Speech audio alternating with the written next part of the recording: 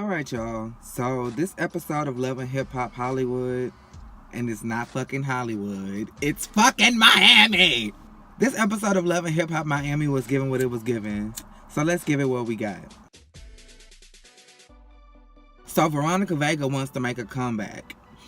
And I think this is a good time for her to make a comeback because we still somewhat care about the situation that surrounded Veronica Vega with the whole N-word, the nigga shit, and her going in and out with Amara La Negra. We're still a little bit invested in who she is as a person.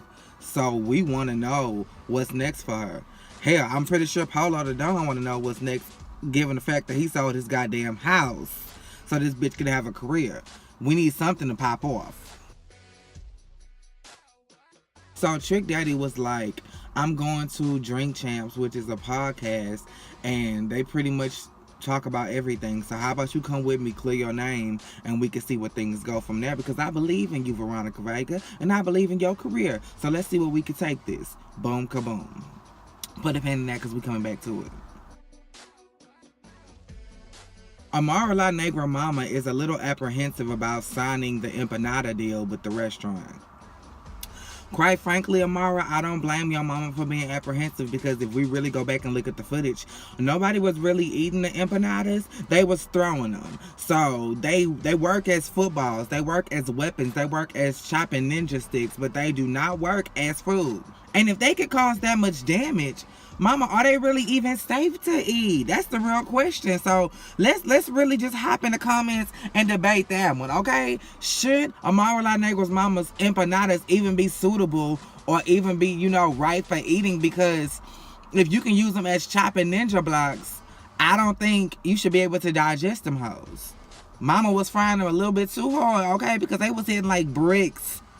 Shay said it grazed her wig and it damn near chopped a piece off. So no ma'am. Bobby Lights and his mama. So his mom, I really like his mom. I didn't know that he had no family outside of Trina in Miami. I had no clue that his dad was incarcerated and his mama was living in North Carolina. So it's really just Bobby out here by himself. That explains a lot of the reason as to why Bobby wants to get the ball rolling with his career. Like, that makes a lot of sense. You sitting down and you have everything that you've ever dreamed of sitting right in your lap, and you can't even touch it because the person who wants to grant it to you is telling you, I need to see more, I need to see more, I need to see more. Hell, I probably would have signed with Clear too, because given right now in my life, if a situation came, I would probably take it because I've been waiting on a big opportunity. I've been waiting on something to pop off. So I'm with Bobby. I would probably have taken the deal too.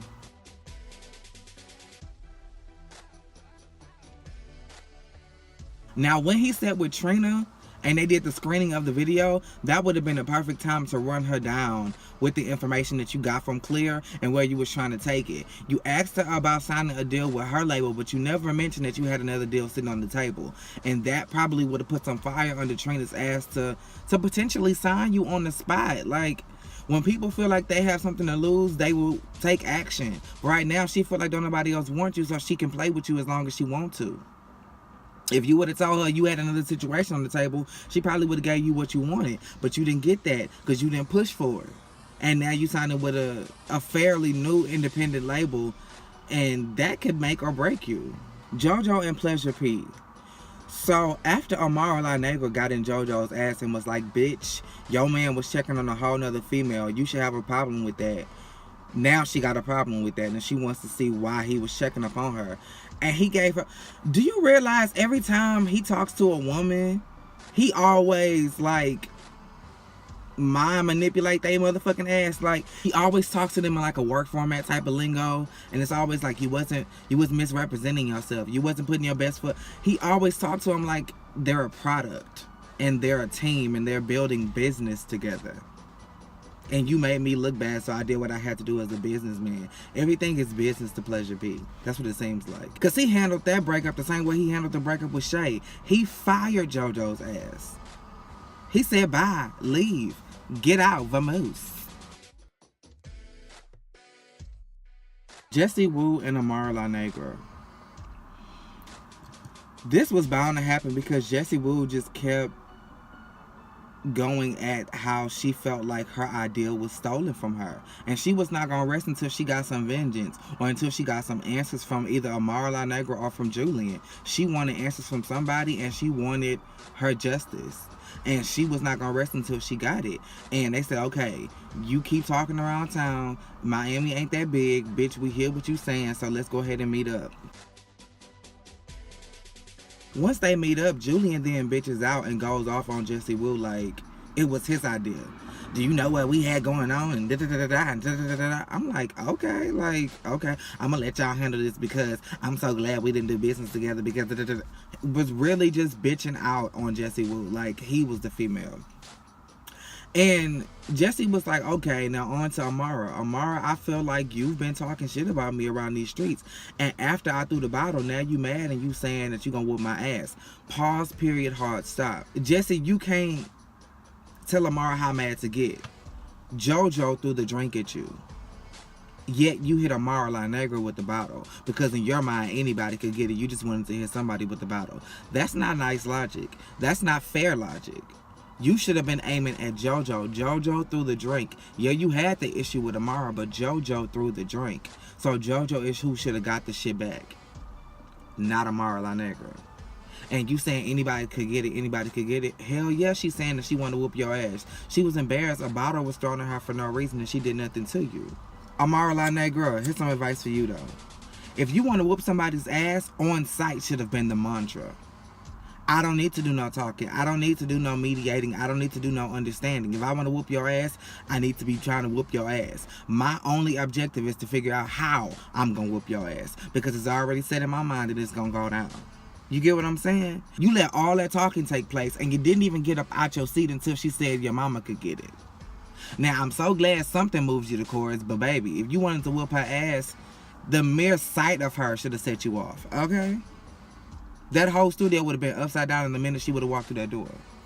But it wasn't like that for you. So the question is, do you really want to fight Jesse Wu? Because you pulled a Mariah Lynn. You didn't get hype until security bumped in. And once security bumped in, that's when you was like, ow, ow. You had to get taken to the back, you throwing shit. But Jesse was standing right in front of you. Walked off and then walked back. Why you didn't take the opportunity? You could have been like your friend JoJo and threw something at her. You didn't do shit. You just started moving your arms and flailing and... No. Bobby signs with Clear. I knew this was coming. Bobby is impatient. You have to strike while the iron is hot in the entertainment industry. And when somebody wants you and there's a high demand for you, you gotta move. Trina was dragging her feet. And once I heard Bobby say that she had a whole roster of artists, plus she's an artist herself, mama, I would have signed with Clear as well. Even though they're a relatively new label, they don't want to be stars themselves. So no, you have a mission of your own, Trina, plus the mission of the artist you've already signed. Plus you want to sign me? That's a bit too much of a responsibility for me to trust you with. My career is at stake and I gotta feed my family along with myself. Okay? Veronica Vega and Trick at the podcast.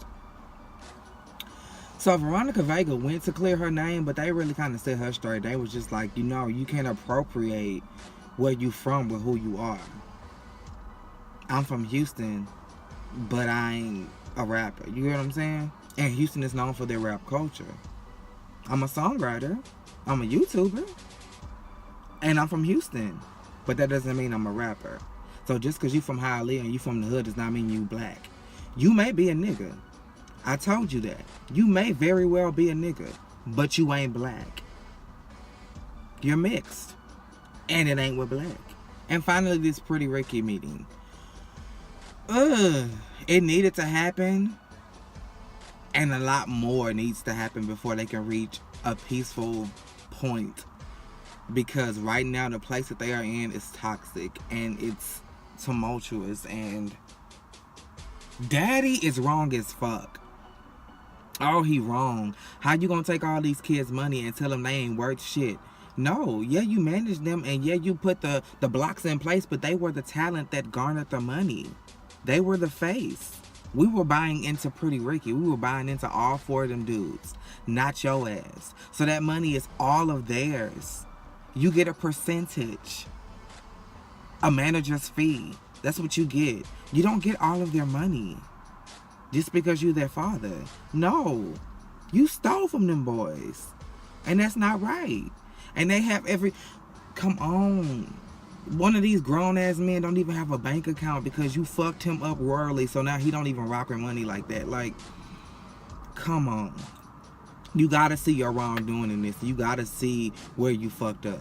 You stole their money. And now people want to be mad at Spectacular because he capitalized off of a situation. He saw a need for a situation, created a situation, and created a revenue for it. Y'all can't be mad at him for the Facebook money. He started that. He ran that. And y'all want to cut of it because why? Because y'all pictures on there? Now, I do think he should make sure y'all good. Nobody should be struggling on the streets. Especially if he got 7 million followers, because I know he got money. I know that Facebook is making money. So, he should at least make sure y'all good. But the credit all belongs to Spectacular. And I didn't know that Baby Blue and Spectacular was real brothers. I didn't know that that man was both of their fathers. Like, child. And somebody love Blue, because it's a Big Blue, Baby Blue, and then Spectacular Blue. Is special middle name Blue too? Whew. Y'all got some shit to sift through. Y'all really do.